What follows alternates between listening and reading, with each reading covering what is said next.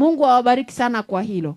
Lakini tutajitahidi, pengine tutabadili utaratibu kidogo wa namna ya kuwapata wale watu ambao tunawajengea nyumba, ili jamii iwe imeshiriki. Maana sisi tunafanya mambo mengi ambayo huko kwenye jamii tunawaona watu, lakini wakati mwingine pengine kwa sababu hatuishi kwenye huo mtaa tunaweza kuwa hatujaona sawa sawa, lakini wale watu wenye mtaa husika wanaweza kuwa wameona sawa sawa kuliko sisi, kwamba nani anastahili zaidi kuliko mwingine. Kwa hiyo tutabadili utaratibu wa namna ya kuwapata hawa watu wanaojengewa nyumba, kwa sababu si kila nyumba ambayo tunajenga kwamba watu wanakuwa wameunguliwa kama hawa, hapana.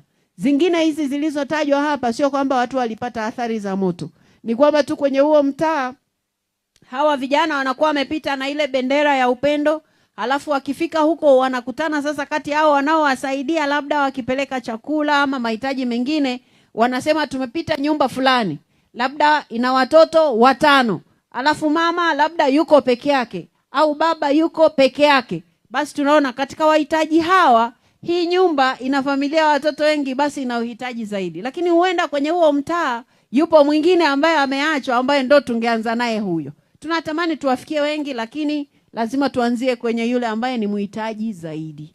Kwa hivyo utaratibu wa sasa utakuwa kwamba mtaa wenyewe watu wanaamua nani tuanze naye.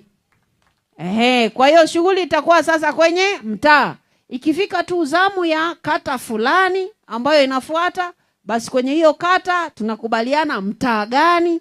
Tukisha kubaliana mtaa, wale wanamtaa watakubaliana pale na mabalozi. Wananchi wote wataambiwa leo kuna mkutano wa nini? Wa mtaa, ili wanamtaa waseme wao nani akumbukwe kwanza. Alafu tukimaliza kiroho safi, si ndio jamani? Kwa sababu wote kwenye mtaa tunakuwa tumekubaliana.